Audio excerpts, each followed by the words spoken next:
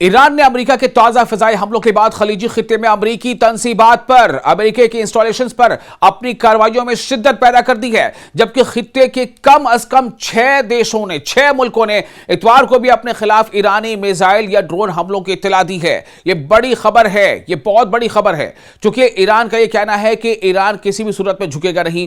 Iran पर लगातार America हमले कर रहा है। ईरान का कहना है कि अमेरिका झूठ कहता है। ईरान का कहना है कि अमेरिका ने पहले बातचीत का जो है वो एक शोशा खड़ा किया। ईरान का कहना है कि अमेरिका ने बातचीत की कोशिश की, बातचीत के लिए बातें आगे बढ़ी, इस पे पाकिस्तान ने सालसी की, इसमें कतर ने सालसी की, लेकिन नतीजा क्या निकला? ईरान का कहना है कि हम कोशिश यही करेंगे कि समझौते के नुकात पर अमल हो, लेकिन चूंकि ऐसा हो नहीं रहा, इसलिए ईरान अब बहुत ज्यादा जारे नजर आ रहा है। ईरान का कहना है कि सेल्फ डिफेंस पे हम हर कुछ करेंगे जो हम कर सकते हैं, लेकिन ईरान का कहना है कि हम झुकेंगे नहीं।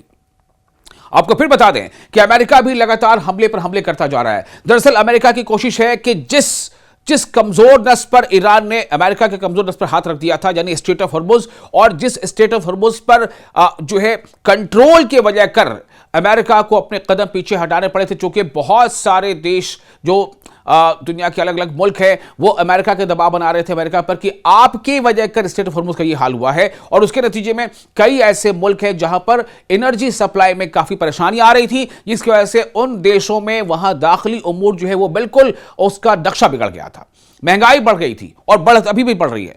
तो अब अमेरिका की यह कोशिश थी कि जो ताकतवर पॉइंट है ईरान का उसे ही कमजोर कर दिया जाए। लेकिन क्या ईरान इतना नासमझ है? क्या ईरान को इस बात की समझ नहीं थी? क्या ईरान ने माजी में धोखे नहीं खाए हैं?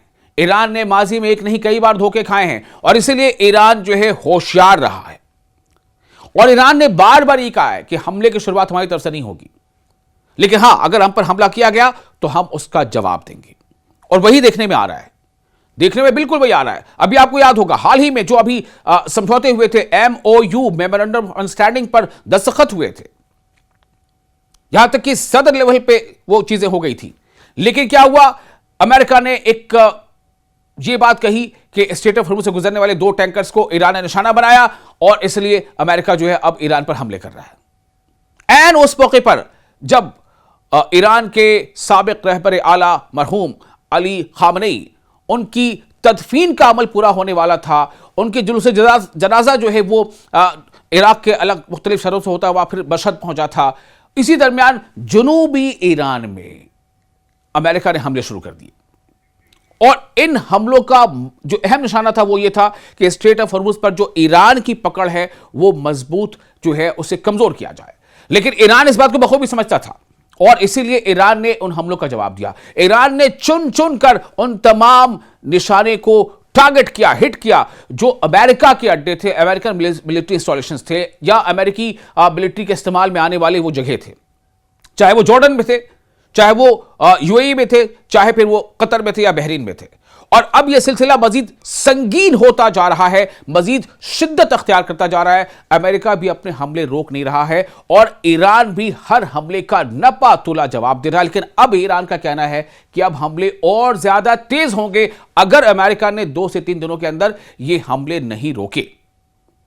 तो लगातार ये हमले हैं। मैंने आपको बताया कि ईरान ने बाकायदा फार्स न्यूज के हवाले से एक रिपोर्ट दी है कि जिसमें वो कई ऐसे अड्डे हैं जिन पर हमला करेगा, जो मिडिल ईस्ट में है, खलीज में है, जो अमेरिका के अड्डे हैं, उन पर ईरान हमले करने वाला है। देखते हैं आगे क्या होता है।